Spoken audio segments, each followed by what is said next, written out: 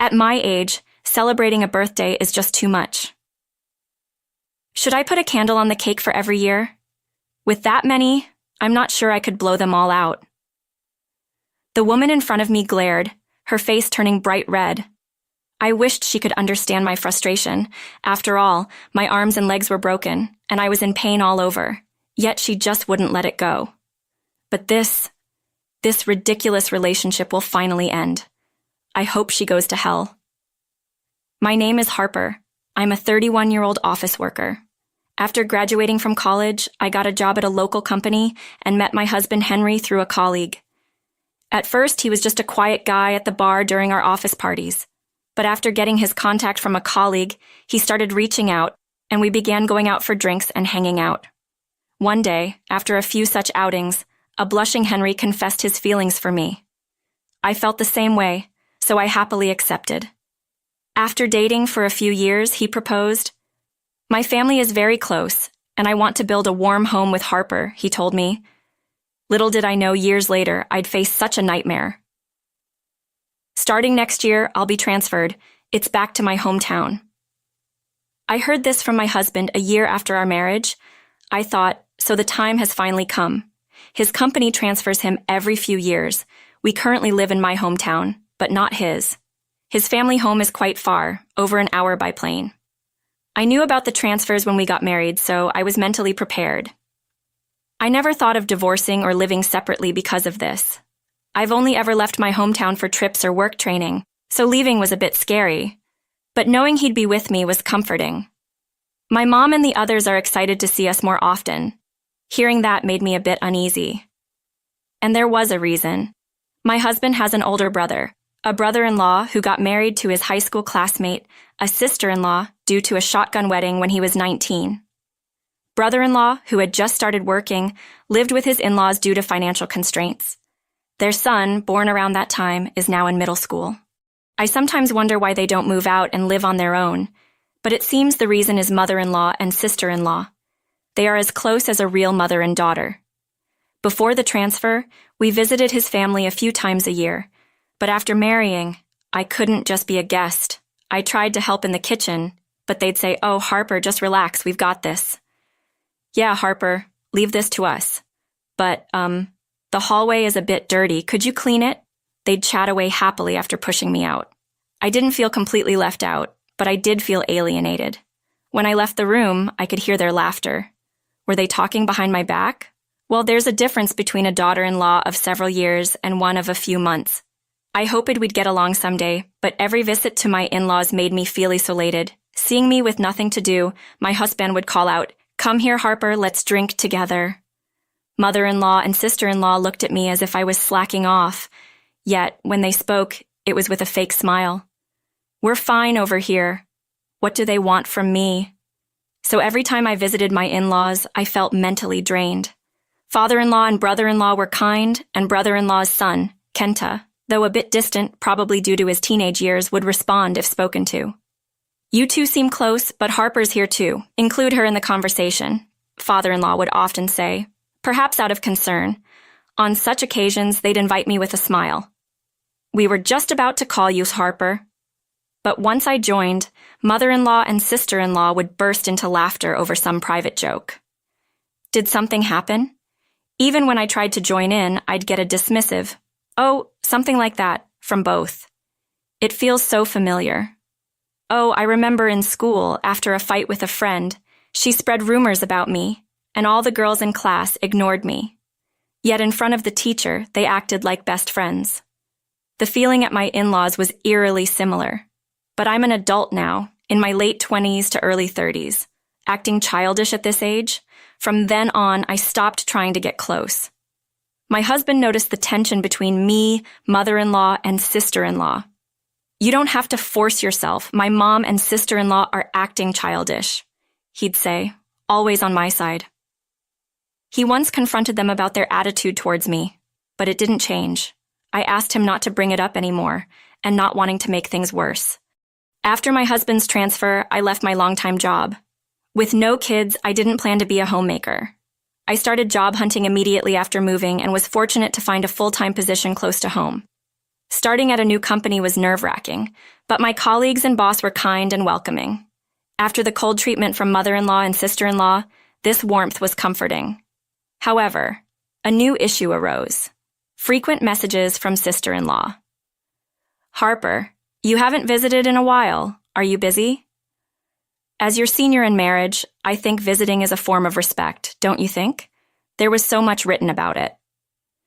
At first, I was happy to hear from sister-in-law and replied promptly. She'd always respond within minutes.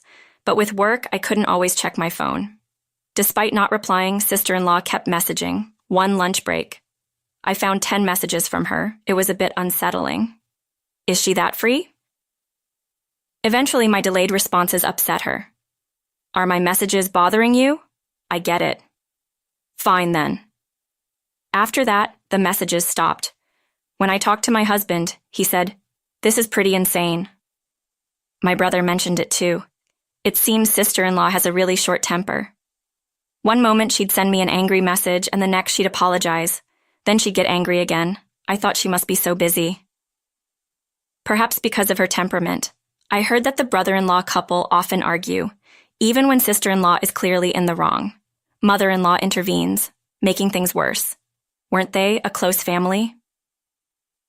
When I asked my husband, he said that ever since sister-in-law got married, the atmosphere at home started to change.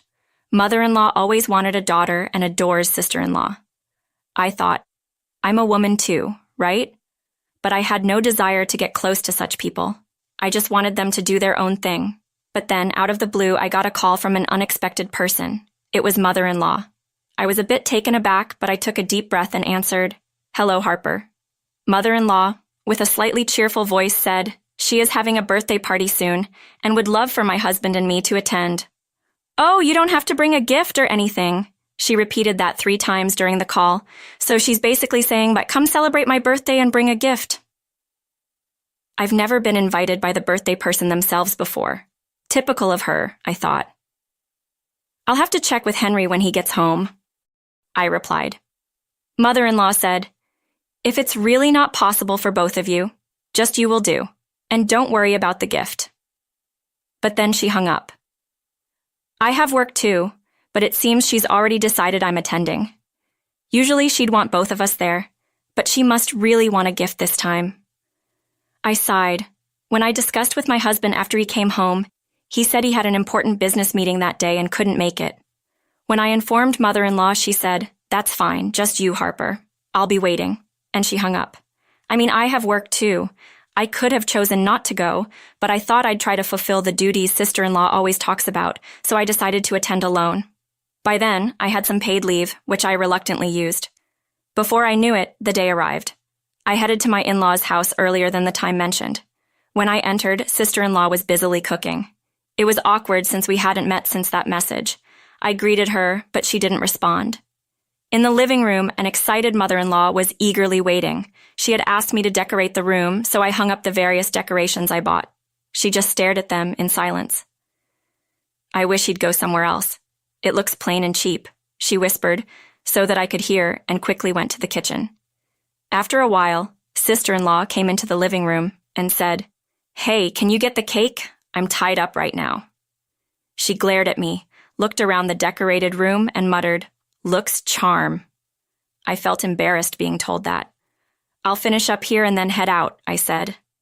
Sister-in-law laughed and replied, "With these unimpressive decorations, what's the point? Now you should have said something sooner." Not wanting to provoke her further, I took the reservation slip from the cake she handed me with a dismissive gesture. Feeling a bit annoyed, I headed to the front door. "Oh, by the way," she said, "I told them you'd be paying today," and then slammed the door behind me. Really, she couldn't have said that any differently. I considered just leaving, but I thought better of it and headed to a nearby bakery with a heavy heart. "Here it is," the clerk said, showing me the cake. I was taken aback. It was a custom-made cake, large enough for a crowd, surrounded by whipped cream and fruits. There was an illustration of a family in the center. Seeing it made me incredibly sad. It was based on a family photo taken during my first visit to my in-laws, but I wasn't in the cake's illustration. Sister-in-law probably requested to exclude me. The clerk, noticing my reaction, seemed uncomfortable. The bill was $80, which shocked me further. If I had known the cake was this big, I would have driven. As I was walking back, I noticed a car swerving dangerously. Before I knew it, the car jumped the curb and headed straight for me. The pain hit me instantly. "Someone's been hit. Call an ambulance," I heard a kind voice before blacking out. When I came to, I was in a hospital bed. A doctor explained my injuries, a broken right arm and leg. Thankfully, my head was fine. The driver had fallen asleep at the wheel. "Do you have someone we can contact?" I gave them my husband's contact as well as mother-in-law and sister-in-law's, thinking they might be worried. I noticed the slightly crushed cake box next to me. I must have thrown it when I saw the car coming. I was dozing off when my phone kept ringing. Answering it, I heard, "Where are you? It's my birthday." "I heard you had a minor accident, but you're okay, right? Hurry back and help with the preparations." She hung up without waiting for a reply. My broken arm and leg told a different story. I'm done with this family. They better brace themselves. I pleaded with the doctor to let me leave, promising to return soon, and headed to my in-laws with a strong ally by my side. I wasn't afraid. When I arrived, the two of them were waiting outside, probably eager to make a snide remark. As I transferred from the car to a borrowed wheelchair, mother-in-law stammered, "Wait, did you break bones? What happened?" Seeing my injuries, she seemed genuinely shaken. My right arm and leg were casted, and I had numerous scrapes and bruises. It was clear to anyone that my injuries weren't minor. I came because mother-in-law insisted. "Here's your birthday cake and good news. Henry came to support me." Henry pushed my wheelchair after finishing a business call. He had rushed over when he heard the voicemail from the hospital. While I was napping, he was by my side when the call from my mother-in-law came in. Shaking with anger as he listened to the conversation with me, he told me we didn't have to go. But I pleaded, and he humbly spoke with the doctor for me.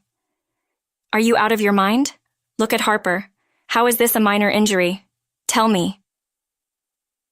It was the first time I had seen him so furious. My mother-in-law responded, "No, you've got it wrong. I don't like answering calls from unknown numbers. The only reason I picked up the hospital's call was..." She glanced sideways at my sister-in-law. It seemed she hadn't expected my condition to be this severe, and she hadn't anticipated my husband's arrival either. As she was at a loss for words, "Then what's all this commotion about?" came a voice. With that, my father-in-law and others emerged from the house. "What, Harper, you're seriously injured? I heard it was just a scratch from a fall." All eyes turned to my sister-in-law. "Well, anyone can mishear things." She tried to defend herself, but such a transparent lie, nobody would believe it. My brother-in-law said to her, "What were you thinking? Apologize to Harper." "Why should I apologize? I didn't hit her with my car," she retorted. What a way to dig her own grave. The story about a scratch from a fall was a lie she made up. Let's just move on. "Oh, want to see the cake? It's amazing," I said, and with my husband's help, I took the cake out of its box. Whether it landed just right or was secured really well, it was nothing short of a miracle. I was badly hurt, but the cake was nearly unscathed. Seeing the cake, my father-in-law and the others grew even angrier. "Hey, why isn't Harper in this photo?" Faced with this question, my sister-in-law, who had ordered the cake, desperately said, "Oh my, it must be the bakery's mistake. I'll call and complain." She tried to escape the awkward situation, but I stopped her. "Wait a moment, look at this," I signaled to my husband. In my phone's photo gallery was a picture given to me by a cake shop employee. It was probably the final design of the cake, and there was a big note saying, "At the customer's request, cut out this person." My sister-in-law hadn't noticed, but the cake shop employee told me, "Actually, I went to middle school with her. She used to ostracize me. She's still doing such childish things." She had given me the photo, saying I could use it if I wanted. "Sister-in-law, you're still doing your foolish things, even as an adult." Everyone glared at her, except for my mother-in-law. But she alone said, "Do you enjoy blaming her so much? She said it was a mistake. You're so unpleasant." She glared at me. Everyone wondered what she was talking about. Moreover, she had opened the present I brought while I was away and mocked the scarf inside, saying it was an unattractive color. That's too bad. We put so much thought into it, right, Henry? At my words, my mother-in-law looked puzzled. That's because the scarf was a gift my husband had spent an hour choosing at a department store since he couldn't attend today. My mom and I both love yellow. We used to say we were alike because of it when I was a kid. He shared such a heartwarming story with me, yet they treated him like this. My mother-in-law, trembling, shouted, "It's all your fault! Everything on such a special day." She was so loud and obnoxious that I retorted, "Act your age, it's just a birthday, are you nuts? Should we put a candle on the cake for every year you've been alive? I'm not sure you'd be able to blow them all out." I didn't regret saying it because today would be the last time I'd see my mother-in-law. "We're leaving, Mom. Sister, you two are out of your minds. We won't be coming back here. We don't want to see you again. We don't need any inheritance. Goodbye," Henry said, pushing my wheelchair away. The family he once loved was nowhere to be seen. He chose me over his own parents. That made me so happy. The aftermath was chaotic. My father-in-law offered my mother-in-law a divorce. She didn't accept easily, saying, "You should reconsider, father-in-law." I thought, how dare she? But then my sister-in-law chimed in, "Is this the time to worry about others?" My brother-in-law said to her, "What?" My sister-in-law looked puzzled as my brother-in-law, like my father-in-law, proposed a divorce. Apparently, my mother-in-law and my sister-in-law had been out partying from morning till night lately. My retired father-in-law took care of most of the household chores. He had been patient, thinking she had supported him for many years, but he was fed up with her attitude towards me and the fact that they had been neglecting their grandson, Kenta. Moreover, right after Kenta was born, my sister-in-law claimed she had postpartum depression and went back to her parents' house. It turned out she was lying and just wanted to party. When her parents found out, they disowned her. She had no place to go, so she clung to my mother-in-law. She also lied to my mother-in-law, saying I had bad-mouthed her. Mother-in-law easily believed that. I was dumbfounded when I heard this. I hope those two malicious women live happily ever after. I don't need such a family. In the end, they couldn't come to an agreement. "I'll give you the house. Do whatever you want," my father-in-law said. My father-in-law said. They agreed to divorce when they realized they'd get the house. But my ex-sister-in-law said, "Make sure you pay child support," to which my brother-in-law replied, "Why would I? I'm not giving you custody." She threatened to sue, but he had no intention of giving up custody, and Kenta said, "I'll obviously go with Dad." She was counting on the child support, but the divorce papers were already filled, and the divorce was finalized. "You can't live on a house alone. I hope she struggles." A few months later, I was still working. "We have an interview today. Please join me at my company." An employee always attends interviews to provide feedback. "Excuse me." I couldn't hide my shock when I saw the nervous person who walked in for the interview. She was wearing a wrinkled suit and dirty pumps, clearly not dressed appropriately for an interview. To my surprise, it was my former sister-in-law. I almost laughed out loud. She must have been attending countless interviews and had forgotten that I worked here. Her interview responses were terrible, and it was clear she wouldn't be hired even if I didn't say anything. She had no work experience, and when asked about it, she said, "I was taking care of my ex-husband's parents after our divorce." I struggled to hold back my laughter. When my boss asked if I had any questions, I said, "It's wonderful that you're so family-oriented. What would you do if during work hours you got a call from a hospital saying a loved one had an accident and needed you right away?" I looked straight into her eyes as I asked. She avoided my gaze and replied in a soft voice, "Of course, I'd go to the hospital immediately." The interview ended after I thanked her. My boss asked about the intent behind my question. I explained everything, and he was shocked. Unsurprisingly, she wasn't hired. That was the last time I saw my former sister-in-law. Years later, I spoke to someone living near my former in-laws. They said the two women still lived together, but their constant shouting matches could be heard daily, sometimes even requiring police intervention. Apparently, my former sister-in-law could only get part-time jobs and never held on to them for long. They were scraping by on my former mother-in-law's pension. She chose her daughter over her son and husband of many years. I wonder if she ever regretted that decision. It's none of my business now. I still keep in touch with my father-in-law and the rest. We recently went on an overnight trip together. My brother-in-law's son Kenta is starting college in the spring. He's grown up so much, and it makes me realize how fast time flies. The only ones stuck in time are those two women. As I pondered this, my mobile phone rang on my way home from work. Mom, come home soon. It was a call from my beloved daughter, who my husband, Henry, and I were blessed with. After everything, I couldn't help but smile. I'll be home soon, I replied, and hurried home to my loving family. All right, everyone's presentations are done, Nick, the manager, said as he tried to move the discussion forward. Excuse me, I haven't. I recently found out something. Nick interrupted me and began to speak. There's apparently someone in this department who didn't graduate high school and is just a part-timer. Meetings should be for employees only. Absolutely right.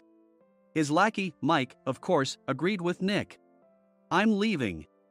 After leaving the meeting room, I started to shut down my computer. I noticed that an email had arrived, not in my personal inbox, but in the company's shared email. Thinking, there's no point in speaking up, no one will listen, I went home quietly. The next day, I heard a commotion from Nick's desk. He was staring at his computer screen, his face pale. Nick, is something wrong? Mike looked at the screen with him. And he turned even paler than Nick. Why is he so angry? Knowing the reason for Mike's distress, I thought to myself, serves them right. My name is Adam. My mother passed away when I was in the 9th grade, and I was raised by my father. Well, you could hardly call it being raised. After my mother passed, my father changed. He drowned his sorrows in alcohol, and though he still went to work, he squandered our living expenses on horse racing. Because of that, I had to start working part-time as soon as I entered high school. Every month, I went to the convenience store with bills in hand that couldn't be auto-deducted from my father's account. Even though I endured it because I didn't want to be alone, I reached my limit in my 2nd year of high school and dropped out. I found a live-in job at a distant inn. Thank you for everything. The day I left home, my father, still staring at the TV, spoke. Take care. That was our last conversation. Back then, 18 wasn't the age of majority, so I needed my father's permission to work, and I couldn't hide my place of employment. Yet, my father never visited me even once. I kept working just to survive, and before I knew it, I was 42. Years of hard work paid off, and I was transferred to the headquarters. I was thrilled to be recognized by the company, as I thought I'd be working in the field until retirement due to my lack of formal education. Listen up. Our work can change the future of our employees. Don't drag us down. On my first day after the transfer, Nick, dressed in an expensive suit, spoke sternly. There was a reason for this. Our inn was located in a prominent tourist destination, known so well that everyone in the state could sing its commercial jingle. At its peak, we had 5 locations within the state. But that was long ago. Due to financial difficulties and aging facilities, only the place where I had worked for many years and the original establishment remained. I was prepared to lose my job anytime, but now there was a glimmer of hope. With the rise of social media, the tourist area where the inn was located started gaining attention again. Depending on how hard the sales department, where I was transferred, worked, we could either thrive or be forced to give up this prime location to the new hotel chains continuously popping up. For Nick, who had switched careers from another industry to strengthen our sales, this was a battle he couldn't afford to lose. I understood why he had to be strict. I will do my best. Nick sneered at my enthusiastic declaration. Did you not hear what I said? I'm sorry. I thought I was listening carefully. Out of habit from years of customer service, I apologized reflexively, though I had no idea what had offended him. Someone was watching me with a smirk. In this department, there are those who are expected to excel and those who have been shoved here because they have nowhere else to go. You are the latter. It was Mike, the section chief. He's 7 years younger, at 35. But he was called to headquarters much earlier than I was and had been moving around within the headquarters ever since. I'm not jealous, but I can't accept that he's my boss. Graduating from a prestigious university, he has an unusually high pride and caused many problems as a newbie, making things very difficult for me when I was the front desk leader. When I found out Mike was transferred to the sales department a month before me, I was disheartened. Mike is right. With just a middle school diploma, there's not much you can do. Don't even think about achieving results. As if I didn't exist, Nick remarked, I'm thirsty. Mike eagerly ran to the coffee maker. It seems Mike is Nick's lackey. I regretted being happy about my transfer to headquarters, wishing I had stayed on site forever. Send a direct mail to every company on this list by the end of the day. Nick only assigned me tasks that even a new graduate could handle. What? There are over 1,000 companies. You want me to send to all of them by today? Yes, if you and your fellow misfits split the work, even those with nowhere else to go should finish by today. I glanced at the employees typing away expressionlessly. They were worn out from customer service, only thinking about leaving on time, or were women reassigned after having children. With zero motivation for work. Even Sam, a new graduate from the same university as Mike, who was supposed to be among the expected achievers, had no enthusiasm for the job. Having joined the company wanting to do customer service. I don't care what they say, I plan to quit anytime, he said. Only Nick and Mike were highly motivated, making all the decisions between the two of them. I originally only wanted to work at the inn to survive and had no particular attachment to this job. I swallowed my words, thinking I had no right to reprimand them. About a month after the transfer, Nick told us with a frustrated look. To commemorate the 50th anniversary, we've decided to create a plan exclusive for one group per day. Originally, Mike and I were supposed to come up with it, but our president, Mr. Thompson, insists on hearing everyone's opinions. So, you all get a chance. As Nick explained, Mike began handing out prints. Make sure not to embarrass Nick. If your ideas are half-baked, you'll have to redo them. It seemed that they had printed his handwritten notes by Mr. Thompson, which included several questions and a section for free responses. It made sense why Nick had to seek our input, given that all responses had to be submitted to Mr. Thompson. We were given a week to think about it, and a meeting was scheduled to compile our ideas. My plan is to let guests enjoy both the old and modern America. Nick began the presentations. Guests would watch a master confectioner at a nearby traditional sweet shop make sweets in front of them. The welcome drink would be premium tea in a bottle. Nick's plan was certainly attractive. After his presentation, Nick called on us to present in the order we were seated. Just as I stood up for my turn. All right, everyone's presentations are done. Excuse me, I haven't. I recently found out something. Nick interrupted me. There's someone in this department who didn't graduate high school and is just a part-timer. He was likely talking about me. I joined the company as a part-timer and was made a full-time employee when I turned 20. That was 20 years ago, so Nick and Mike probably had no chance to know until recently. Meetings should be for employees only. Absolutely right. After that, Nick kept creating opportunities to solicit everyone's opinions, purposefully excluding me from speaking. The meeting unexpectedly heated up and went past the scheduled end time. A few people asked to leave, and the discussion continued with the remaining few. Still here? Normally, you'd leave in that situation. Though I had no attachment to the job initially, hearing kind words from customers made me want to make them happier. For someone like me, with nowhere to go, the inn was my home and customer service was my life. I felt pathetic about my current self. I'm leaving. I left the conference room and started shutting down my computer. I noticed an email had arrived, not in my personal inbox, but in the company's shared email. Thinking no one would listen to what I had to say anyway, I quietly went home. The next day, while preparing the DM as instructed, I heard a commotion from Nick's desk. In his haste to stand up, he hit his knee on the desk.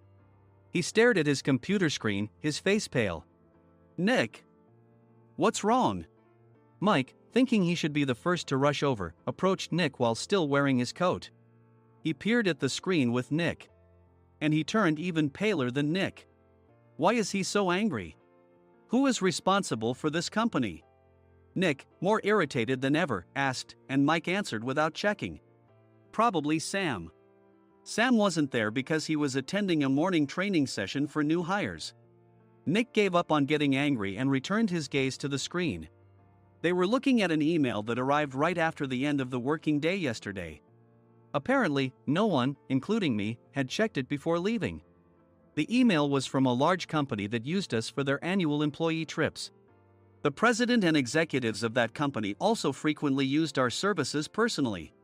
President of the company, Mr. Mason himself had declared that neither he nor his company would ever use our services again. Well, some companies cancel their employee trips or stop using our services due to financial struggles. Let's just move on. Mike kept wiping the sweat from his forehead with a handkerchief. Knowing why Mike was so agitated, I quietly watched their interaction. Do you know how much revenue we get from that company? We can find other guests to fill the rooms, but we'll lose the banquet costs, gift shop revenue, rental car fees, and more. Moreover, the gifts were supposed to be prepared by the traditional confectionery shop involved in Nick's proposed plan. If it's known that we incurred such a huge loss at this critical time, Nick's position in the company would be jeopardized. Nick took a deep breath, seemingly trying to calm himself. All right, Mike. Go to New York right now and apologize to Mr. Mason. What? You're coming with me, right? I have urgent work to do. I trust you, which is why I'm entrusting this to you. Please. Mike, believing Nick's sincerity, agreed with a determined look on his face, saying, yes. That's Nick for you. Even if Mike went to apologize, Nick would shift all the blame onto him if the client didn't change their mind. Well, it was Mike's fault to begin with, so it served him right. About 3 hours later, Sam answered a call from somewhere and repeatedly apologized, saying, I'm very sorry. Everyone watched to see what was happening. After ending the call, he informed Nick with a weary tone. When Mike arrived at the client's company, he only made things worse, further infuriating Mr. Mason. He was demanding, get his boss here immediately. It was no wonder Sam was exhausted, dealing with such a call right after returning from training. What is that idiot doing? All right, Adam, you're coming with me. If sacrificing Mike didn't work, then I must be next. Normally, I'd want to refuse at all costs, but I saw an opportunity in this situation. If I can be of assistance, I'd be happy to join you. I immediately followed Nick, and we flew to New York. When we introduced ourselves at the reception, it became clear how serious the situation was. As the receptionist personally escorted us to the president's office. Angry voices leaked through the door, making both Nick and me uneasy. Excuse me. I'm Nick, the supervisor. I understand my subordinate has caused you trouble, and I deeply apologize. Nick, with his experience in the corporate world, knew enough to offer an apology before excuses. However, his customer service skills left much to be desired. I sighed as I saw Mike trembling like a small dog in the corner of the room. What kind of training are you giving your subordinates? Mr. Mason glared at Nick with a red face. The intensity of his gaze made even Nick take a step back. Regrettably, I joined this company only 2 years ago and was unaware of Mike's issues. I should have identified his shortcomings sooner. Indeed. I should have realized sooner. No sensible person would come to apologize and then give a lengthy presentation on the drawbacks of not using their in. Nick froze, his mouth slightly open. Suspecting the worst, I picked up the documents that had fallen to the floor. It seemed Mike hastily prepared these documents on the plane, listing the disadvantages. Disadvantage 1, if you change the venue for the company trip, employees might suspect it's for cost-cutting reasons, leading to a negative impression. Reading it aloud half-jokingly, Nick snatched the papers from my hand and checked the contents with a furious expression. Among the stack of documents was a receipt from a nearby convenience store's copy machine. I felt a pang of dread, hoping he hadn't shown the receipt as well. What do you think he said when I asked what kind of nerve he had to do this? I'm very sorry. Faced with the dire situation, Nick must have thought there was nothing left to do but apologize. In a voice smaller than I'd ever heard from him, he uttered words of apology. He said, I'm a Harvard graduate. I don't believe I said anything wrong. Mike. What have you done? Forgetting his plan to pin the blame on Mike, Nick yelled loudly, even in front of Mr. Mason. I didn't do anything wrong. You're still saying that? Look at him. Mike pointed at me with a shaking hand. I was assigned to headquarters in my 20s and now I'm a section chief. This guy only made it to headquarters at 42. Everything I've done proves I was right. So why are we losing the contract? Having said his piece, Mike collapsed to the floor. Of course. You were sent there because you had nowhere else to go. Mike never expected to hear such words from someone he looked down upon. He lunged at me, and Nick hurriedly stepped in to stop him. Mr. Thompson told me Mike is a quick thinker, and to take good care of him. There's no way he was pushed aside. Don't make things worse here. He didn't say quick thinker, he said only quick-witted, didn't he? I don't remember that part. I recalled the many troubles Mike caused when he was a newbie. When Mike was on the front line, his pride was so high that he never apologized to customers. Customer service, especially in our job, doesn't work alone. It brings both good and bad situations. If the front staff or housekeepers made mistakes, or the cleaning company didn't properly clean a room, one had to apologize to the customers regardless of personal fault. Mike, in such situations, would never apologize, insisting he wasn't at fault. This often angered customers, and as the front desk leader, I frequently had to apologize on his behalf. He caused complaints and disrupted operations, which is why he was quickly moved to headquarters. In departments where he didn't interact directly with customers, his quick thinking was beneficial and things went well. But it seemed his flaws were starting to show. Corporate reservations are supposed to be entered into the system by the sales representative. But a quick check yesterday revealed that more than 10 items were missing from the client's reservation. The handover document clearly stated what needed to be prepared. Why didn't you enter it into the system? Why do we have to give them special treatment? Filling rooms near the banquet hall, setting up all the food in advance. Specifying the brand of wine, they're too demanding. No wonder he always angered customers, I thought, feeling a headache coming on. Grouping them in rooms near the banquet hall is for our benefit too. It makes it easier for the staff to set up beds and serve breakfast since everyone's schedule is synchronized. As for the other requests, Mr. Mason suggested them to lighten our load. I didn't know that. Nick finally seemed to realize that Mike was the one who had angered the client. What did you say to them? I just told them we wouldn't give them special treatment anymore. We shouldn't waste effort on things that don't bring in money. I was utterly exasperated at his lack of understanding of customer service. Of course, we shouldn't comply with unreasonable demands. But carrying over successful practices from past stays makes customers feel remembered and enhances their experience. Good memories encourage repeat visits.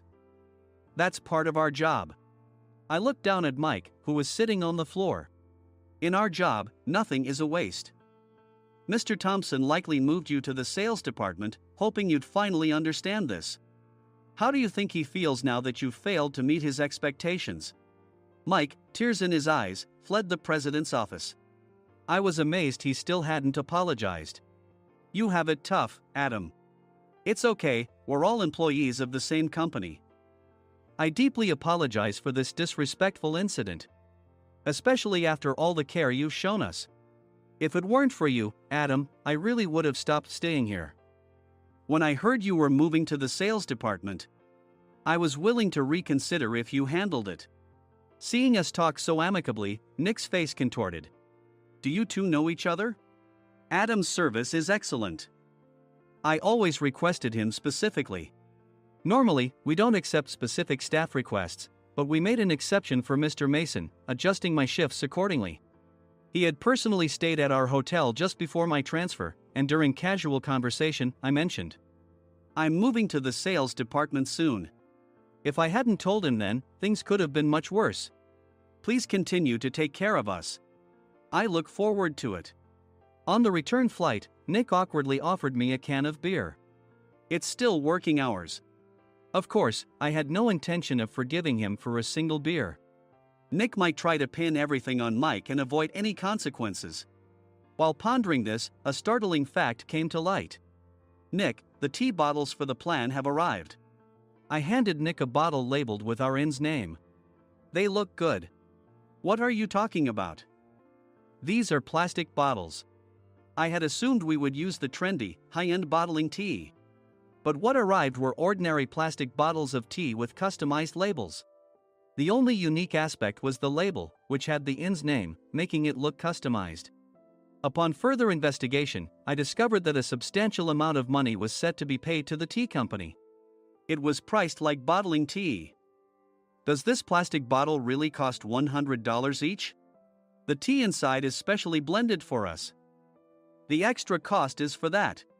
Wouldn't it be better to use another tea company? Or is there a specific reason we must use this one? As Nick continued to make excuses, I showed him a printed email. I informed the tea company's president, Mr. Mitchell, that we discovered irregular payments and he confessed. He said you two were high school classmates and planned to split the extra money. That idiot. Why did he confess? That's not important. You should worry about yourself, this could turn into a police matter. Opening the bottle cap, I suggested. How about calming down with this tea? It supposedly has a relaxing effect. Nick drank the tea frantically. In the following days, decisions were made about their fates. Mike was reassigned to the General Affairs Department, with no chance of transfer or promotion, as per Mr. Thompson's orders. As for Nick, since the payment to the tea company hadn't yet been made, he narrowly avoided legal trouble.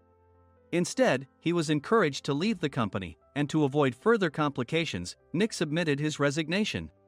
Rumor has it that connections between HR departments have made it difficult for him to find new employment. Even though it was good to have those two gone, something unexpected happened in the sales department.